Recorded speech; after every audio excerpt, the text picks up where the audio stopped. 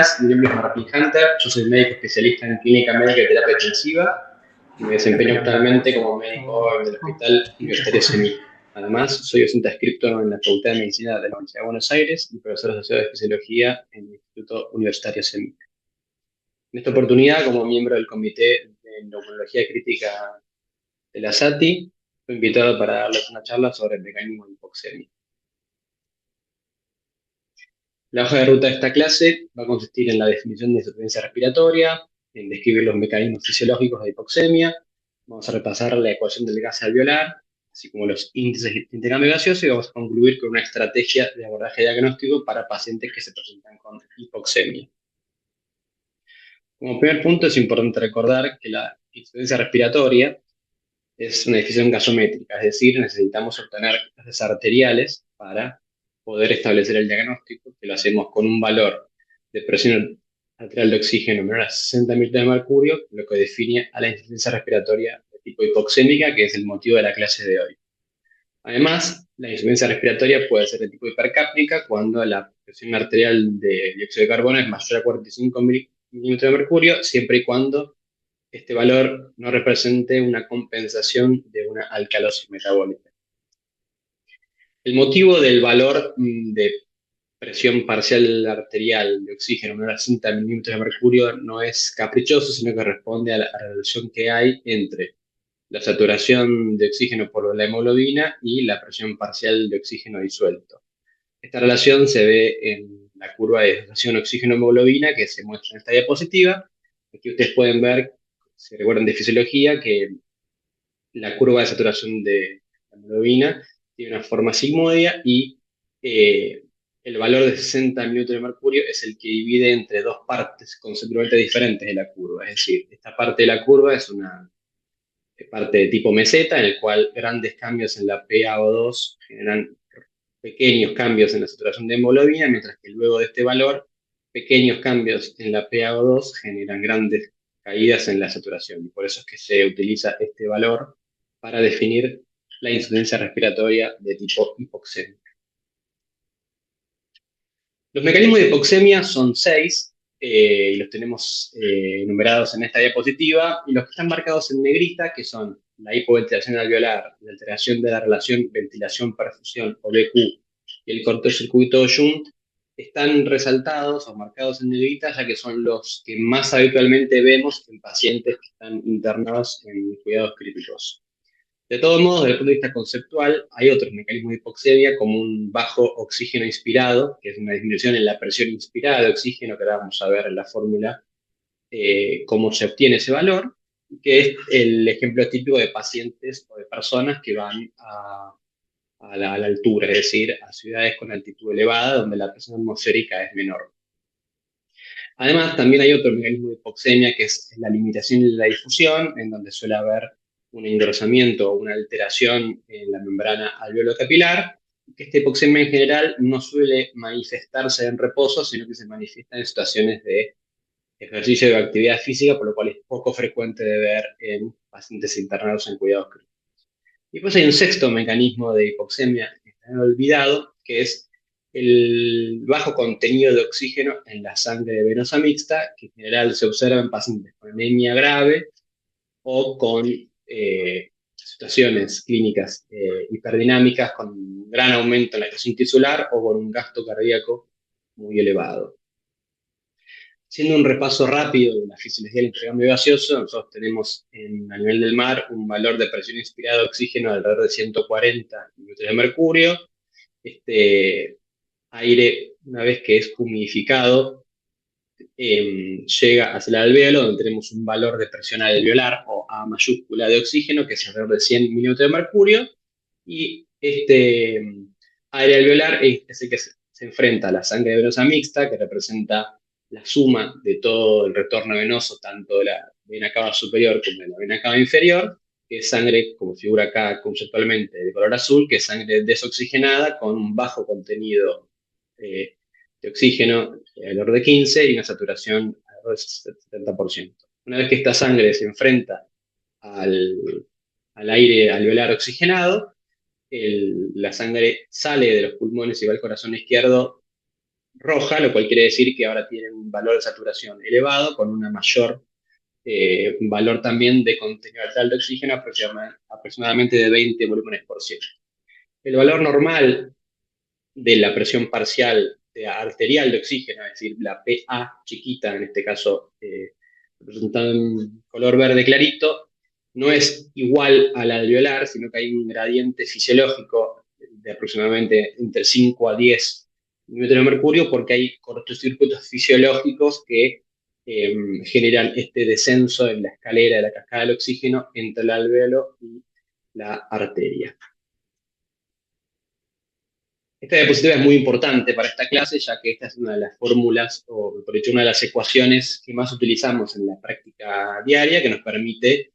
el cálculo en los pacientes a pie de cama de lo que es la presión alveolar, es decir, PA mayúscula de oxígeno. Como dijimos anteriormente, nosotros para conocer el valor de presión arterial de oxígeno necesitamos obtener sangre arterial, y eso nos informa el laboratorio. Sin embargo, no podemos medir fácilmente la sumatoria de los alvéolos y estimar ahí el valor de la presión alveolar, sino que lo calculamos gracias a esta ecuación.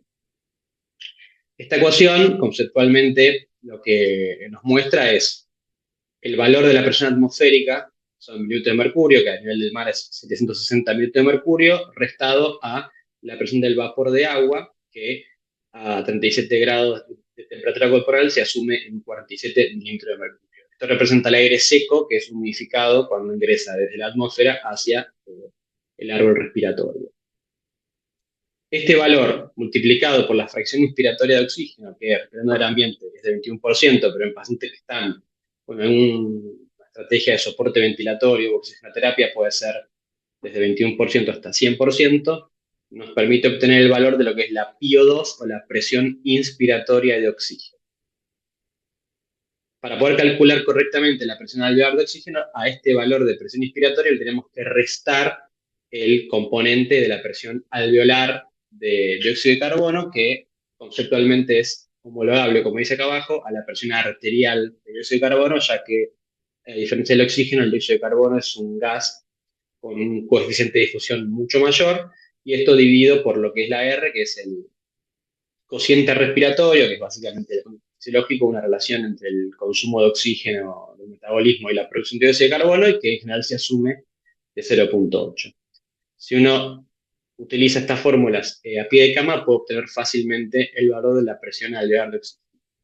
¿Y esto por qué es útil? Es útil porque para evaluar correctamente el intercambio gaseoso, como se ve en la fórmula recién, yo tengo que conocer la FiO2, y la forma de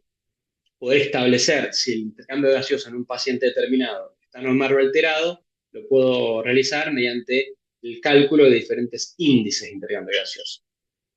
El principal que vamos a ver en esta clase es el que se conoce como diferencia alveolar arterial, es decir, la diferencia entre la PA mayúscula menos la PA minúscula de oxígeno, que es lo que veíamos en dos diapositivas anteriores, donde veíamos que la presión alveolar era aproximadamente de 100, mientras que la arterial A chiquita era de 95 milímetros de mercurio. Normalmente, la existencia de cortocircuitos fisiológicos hace que exista una diferencia entre 5 a 10 milímetros de mercurio, y eso se considera normal. Es decir, por debajo de entre los 10 a 15 milímetros de mercurio de diferencia, uno asume que el intercambio gaseoso no está alterado. Lo que se ha visto es que este valor normal de 10 a 15 milímetros de mercurio está influenciado también por la edad, y por eso existen fórmulas que ajustan el valor normal del A-A según la edad. Acá tienen un ejemplo de esa fórmula. Otra forma de conocer si el intercambio gaseoso está alterado o no es, en vez de restar la presión alveolar menos la arterial, se puede hacer un cociente A chiquita a mayúscula, es decir, la relación que hay entre la presión arterial y alveolar de oxígeno, y eso nos permite conocer que cuando el valor está por encima de 0,75, asumimos que el intercambio gaseoso no está alterado, ¿no? Entonces, tanto con el A-A como el A sobre A, nosotros podemos concluir que si son normales, no hay un problema de intercambio gaseoso y tengo que buscar la causa de la hipoxemia por otro lado. Mientras que si los índices de intercambio gaseoso están alterados, la causa de la hipoxemia se debe a alguna etiología o a algún mecanismo que genera una alteración del intercambio gaseoso, como vamos a ver a continuación. Después hay otro índice muy utilizado en la terapia intensiva, que es el índice PAFI, o la relación que hay entre la presión parcial de oxígeno y la fracción inspirada de oxígeno, pero no se utiliza como un parámetro diagnóstico de cuál es el mecanismo de la hipoxemia, sino que se utiliza, como ustedes conocen, en los criterios de Berlín, para establecer la gravedad de la hipoxemia, así para estratificar la gravedad de la hipoxemia en un paciente que tiene un síndrome de distrés respiratorio, o un síndrome de dificultad respiratoria aguda. Acá en este link ustedes pueden acceder a un calculador que también en las aplicaciones de los celulares existe para poder hacer el cálculo de la diferencia alveolar arterial sin hacer las cuentas manualmente, sino colocando los diferentes parámetros en la ecuación de gas alveolar para que el calculador nos devuelva el valor de la diferencia alveolar arterial. Entonces, hablando de la diferencia que hay entre causas de hipoxemia con alteración del intercambio gaseoso o sin alteración del intercambio gaseoso, el mecanismo por excelencia de hipoxemia que no muestra alteraciones del intercambio gaseoso es la hipoventilación alveolar, es decir, un menor volumen minuto de, de aire que el pulmón moviliza entre los alvéolos y la atmósfera. Las causas de hipoventilación alveolar, que, como les decía recién, implican un parénquima pulmonar sano, por lo que el intercambio gaseoso está totalmente normal, pero si hay hipoxemia, en general se deben a dos grandes mecanismos. Un mecanismo que podemos llamar de restricción o alteración extratorácico, en el cual el pulmón está sano, pero hay alguna dificultad para la excursión pulmonar, ya sea deformaciones de la caja torácica, obesidad o algún o dolor, por ejemplo, y después el grupo de las enfermedades neuromusculares, en el cual tenemos alguna alteración, ya sea desde el cerebro, el tronco, la médula, los nervios, la placa neuromuscular o miopatías, que por algún daño en alguna de todas estas estructuras no se logra que el efector, es decir, que la musculatura movilice el sistema tóraco-pulmonar para movilizar el aire. La relación que hay entre el mecanismo de hipoventilación alveolar y la hipoxemia se ve en este gráfico que está en esta referencia que está aquí, en donde acá lo que tenemos es el valor en mililitros de mercurio de presión parcial de oxígeno y de dióxido de carbono y el valor de la ventilación alveolar en litros sobre minuto. Fíjense que un valor considerado normal es un poquito más de 4 de ventilación alveolar, donde tenemos un valor normal de presión parcial de dióxido de carbono de 40, está graficado la relación en la curva azul, y un valor más o menos de 100 de la presión alveolar de oxígeno. Fíjense que a medida que la ventilación alveolar va disminuyendo, lo que sucede es que tengo, por un lado, retención de dióxido de carbono y, además, hipoxemia.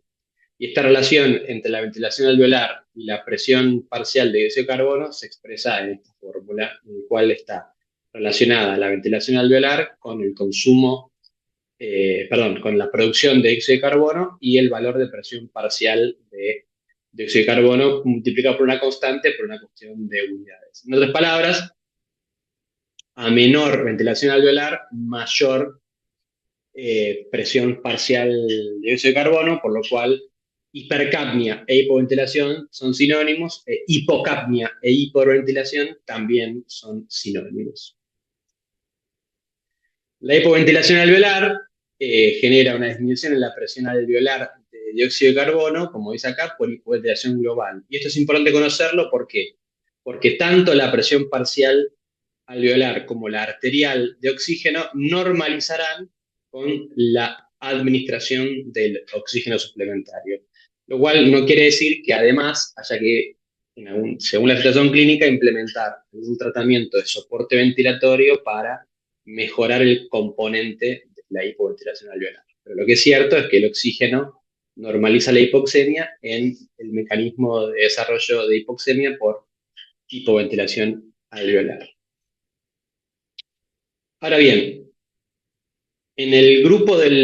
los mecanismos de generación de hipoxemia que sí tienen el intercambio gaseoso alterado, tenemos que hablar primero de lo que es la alteración en la relación ventilación-perfusión. En este gráfico del libro de West, lo que se ve en el esquema A es que la situación fisiológica normal está representado de forma conceptual el pulmón como un gran alvéolo y el capilar pulmonar como este vaso que está aquí, lo que muestra es que le llega de la presión inspirada de oxígeno, que está libre de dióxido de carbono, llegan luego del aire humidificado 100 minutos de mercurio de oxígeno y aproximadamente 40 de dióxido de carbono, que representa la hematosis, es decir, la salida del dióxido de carbono de la sangre desoxigenada hacia el alvéolo. Esta relación entre cuán ventilado está el alvéolo y cuán perfundido está el capilar es lo que se conoce como relación BQ. Y el gráfico A representa la situación normal. Lo que puede suceder es que esta relación BQ vaya reduciéndose hasta llegar a cero, que el shunt o el cortocircuito representa un extremo de la alteración de la relación BQ cuando esta relación tiende a cero. ¿Cuándo sucede esto? Cuando el alvéolo no está ventilado y todo su contenido es igual a la sangre desoxigenada que llega desde la sangre venosa mixta hacia el capilar pulmonar. Por eso se dice que las unidades con baja BQ o cortocircuito shunt lo que generan es hipoxemia y también hipercapnia. En el otro extremo de la relación BQ lo que tenemos es una relación BQ que tiende a infinito, en el cual lo que tenemos es que el alvéolo sí está perfundido, sí está ventilado, pero no está perfundido. Esto puede suceder, por ejemplo, ante una situación de una embolia pulmonar, en la cual aquí lo que sucede es que la presión alveolar de oxígeno se asemeja no a lo que sucedía en el shunt con la sangre venosa mixta que acá no llega, sino que se asemeja al aire inspirado que estaba graficado acá arriba. Conceptualmente, estas unidades de alta BQ, o sea, ventilación elevada con perfusión tiende a cero, es decir, áreas BQ que tienden al infinito, se las considera espacio muerto porque son áreas que están ventiladas, pero donde no se desarrolla la hematosis. Las áreas que generan hipoxemia en cuanto a la alteración BQ son aquellas que van desde la relación BQ normal hacia cero, mientras que las áreas de relación BQ normal a infinito no generan hipoxemia, pero sí generan una ventilación wasted en inglés, o ineficiente, o tirada a la basura, porque son áreas que se ventilan de forma innecesaria, porque acá no se está generando ningún tipo de intercambio gaseoso, con lo cual esto lo que genera es una respuesta compensatoria de mayor ventilación minuto para poder suplir esta falta de hematosis en otras áreas que tienen una relación BQ normalizada. Entonces, acá lo que tenemos es un ejemplo de una unidad alvéolo capilar donde hay una disminución en la relación ventilación-perfusión, donde se ve que hay menor ventilación por algún componente, ya sea a nivel de la vía aérea o de relleno alveolar parcial, y esta menor hipoventilación relativa a la perfusión de este capilar genera hipoxemia. Afortunadamente, cuando hay una relación BQ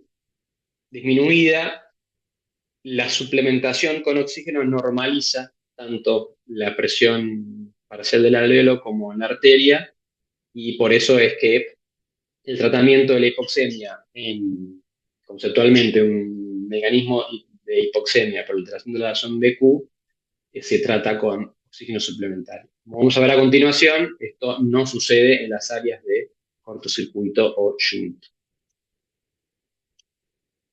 Hay un mecanismo fisiológico que es importante repasar, que es el de la vasoconstricción pulmonar hipóxica, que está graficado aquí en esta diapositiva. Fíjense que acá lo que tenemos es, de nuevo, conceptualmente la vía aérea, donde tenemos un alvéolo que está ventilado normalmente, con una perfusión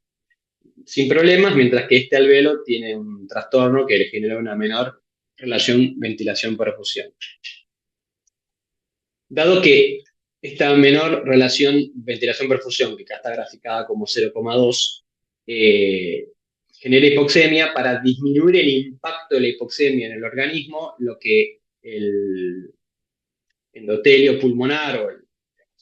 pulmón hace es un mecanismo de vasoconstricción pulmonar, es decir, ante la hipoxia, por menor ventilación de esta unidad alveolar, lo que se genera es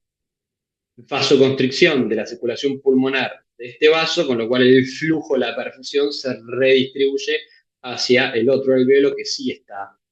bien ventilado. A veces sucede que en enfermedades complejas pulmonares, como el síndrome de estrés respiratorio, este mecanismo está alterado y por eso hay mayor hipoxemia que la que debería, cuando este mecanismo no está conservado como debería estar.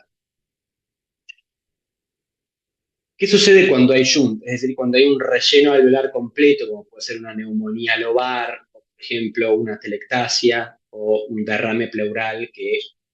prácticamente me ocupa gran parte de los alveolos de un pulmón. Bueno, aquí lo que tenemos es que no hay intercambio gaseoso en absoluto, es decir, hay una relación ventilación alveolar, perfusión del capilar igual a cero, con lo cual no hay hematosis, la sangre no se oxigena y toda esta sangre desoxigenada se mezcla con la sangre oxigenada de la unidad contralateral, que en este caso tiene razón de ventilación perfusión normal, y eso lo que genera es que esa mezcla de sangre desoxigenada con la sangre oxigenada diluya la cantidad de oxígeno a nivel de la salida del capilar pulmonar. Por ese motivo es que se dice que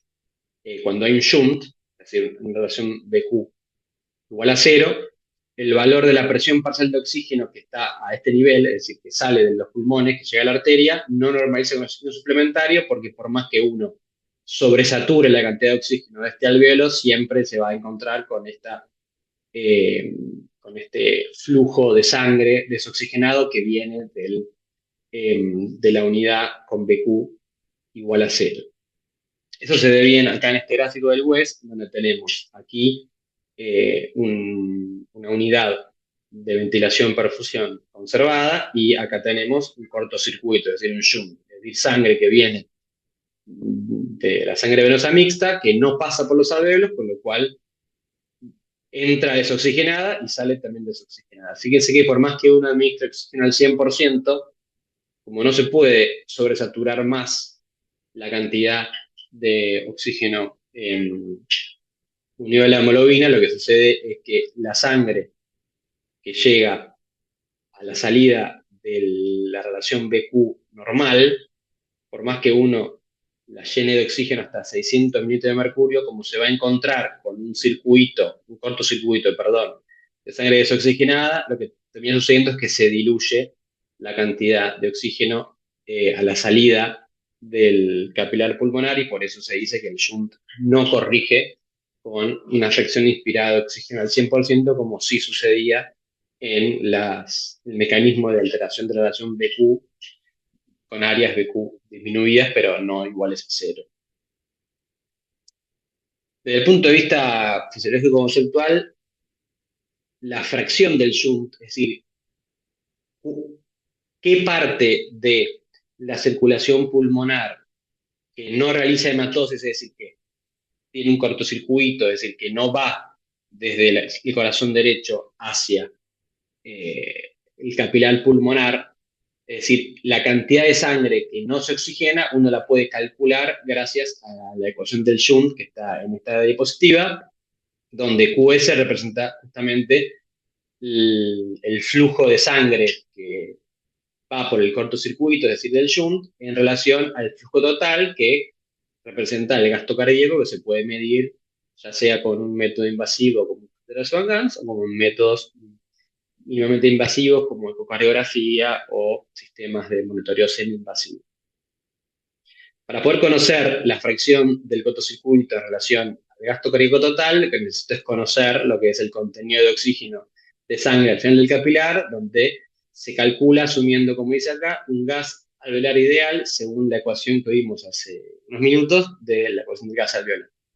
Y lo que necesito son dos parámetros más, que es el contenido lateral de oxígeno y el contenido de la sangre venosa mixta de oxígeno, que sí o sí requiere un catéter en la arteria pulmonar, con lo cual esta ecuación en general se reserva para o contextos de investigación o de estudios fisiológicos y suele ser poco aplicada en la práctica diaria, dado que cada vez se utiliza menos el catéter de Swan-Ganz, ustedes saben, porque se ha reemplazado por métodos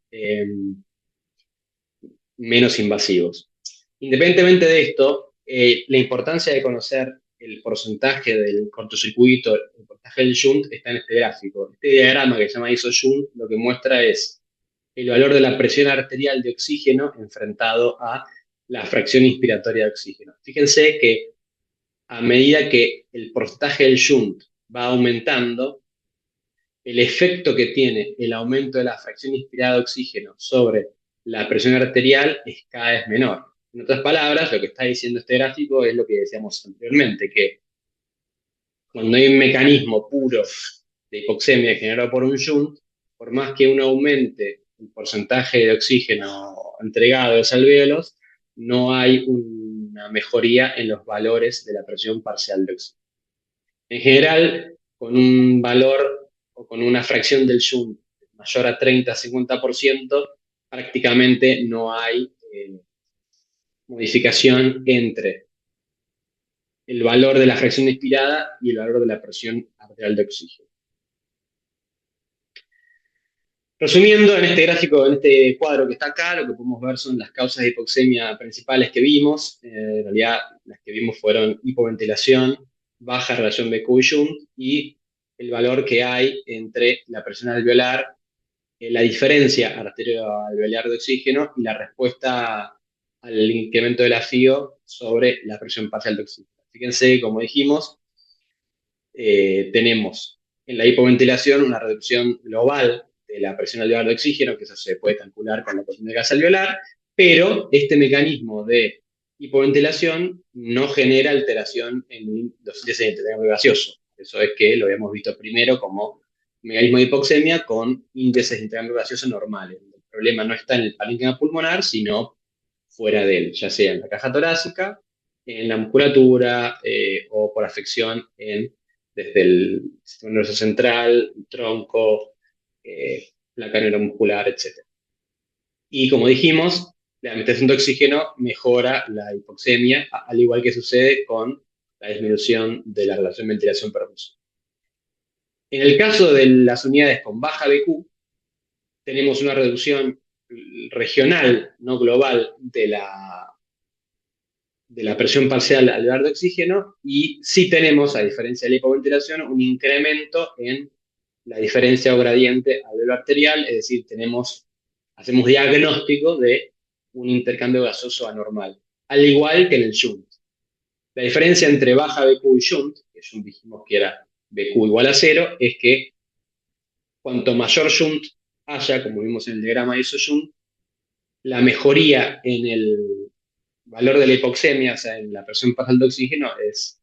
mínima. Entonces, desde el punto de vista de un algoritmo diagnóstico, uno podría plantearse de esta manera en tu paciente de hipoxemia. Es primero mirar el valor de la presión parcial de dióxido de carbono. Si está elevado, uno asume que hay hipoventilación, porque dijimos que hipercapnia era sinónimo de hipoventilación. Ahora, una vez que uno hace diagnóstico de hipoventilación, tiene que evaluar el intercambio gaseoso. Eso lo hacemos con los índices, como por ejemplo la diferencia alveolo arterial, es decir, A mayúscula, A minúscula de oxígeno. Si la diferencia A grande menos A chiquita es normal, entonces la hipoventilación es el único mecanismo de hipoxemia, es decir, no hay un problema del parénquima pulmonar, sino tenemos algún tipo de patología de la caja torácica o una enfermedad neuromuscular que va desde el cerebro hasta el músculo. Acá tenemos un listado de causas que les dejo para que después lo repasen. Mientras que si ante un paciente con hipoxemia no tenemos aumento de la presión parcial de dióxido de carbono, lo que sigue es evaluar el intercambio gaseoso con el gradiente de diferencia alveolo-arterial. Si tenemos una alteración de intercambio gaseoso, lo que tenemos que ver es cuál es la respuesta que hay ante la alteración de oxígeno. Si corrige la hipoxemia con oxígeno, estamos frente al mecanismo de alteración de la relación ventilación-perfusión, mientras que si no hay corrección, lo que estamos es ante un mecanismo de shunt, es decir, una relación BQ nula.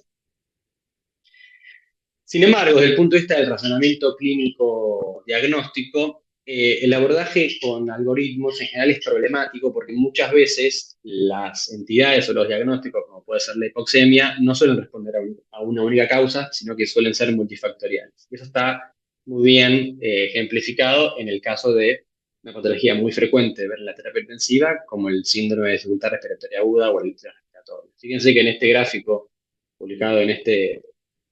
update anual del autor Jean-Louis Vincent, lo que se ve es que la hipoxemia en el estrés suele ser multifactorial y acá hay por lo menos 5 mecanismos que están descritos.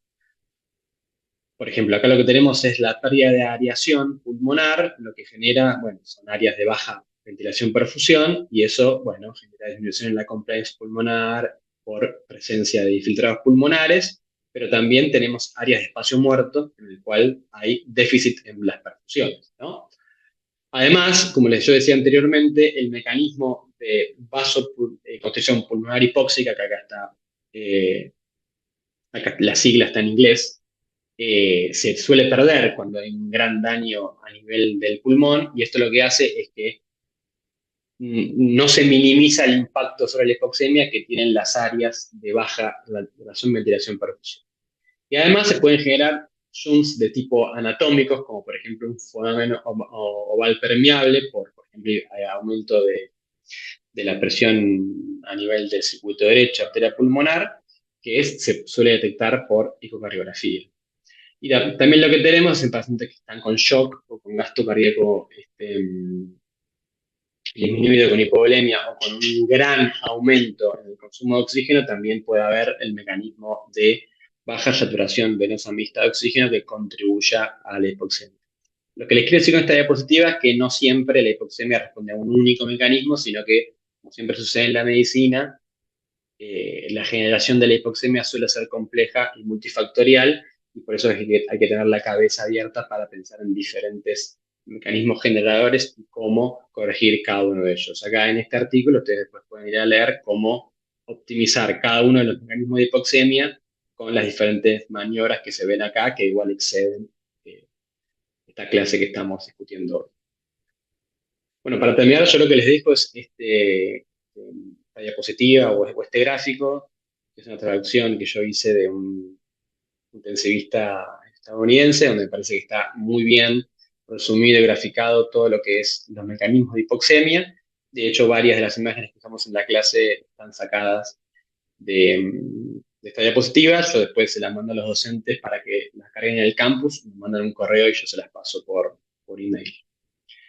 Entonces, como conclusiones, lo que podemos decir es que la insuficiencia respiratoria, como decíamos, es una definición gasométrica. La hipoxemia se define como una presión parcial arterial de oxígeno, PA minúscula, menor a 60 mililitros de mercurio. Esto está dado por la relación que hay entre la saturación del oxígeno en la hemoglobina y el valor de la presión parcial de oxígeno, como vimos al principio de la clase. Y que, independientemente de que el paciente esté saturando hipoxémico, lo que tenemos que hacer es pensar en los mecanismos fisiopatológicos de generación de hipoxemia, que dijimos que los tres principales eran hipoventilación alveolar,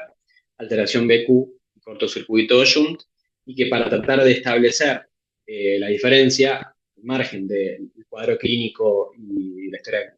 clínica, la entrevista médica que se puede hacer, el examen físico, es utilizar índices como la ecuación del gas alveolar y los intercambios gaseosos, como la diferencia arterial alveolar o el cociente arterial alveolar de oxígeno, como guía para establecer el diagnóstico de intercambio gaseoso alterado o no. Y recordar y entender que el desarrollo de hipoxemia, como sucede en el caso del distrés, como vimos antes, muchas veces suele ser multifactorial, por lo que el abordaje diagnóstico algorítmico a veces falla en pacientes que tienen patologías complejas. Bueno, espero que esta clase les haya sido de utilidad. Si tienen dudas me pueden escribir. Acá está mi correo electrónico y también les dejo mis datos de cuenta de Twitter para que nos vemos por ahí.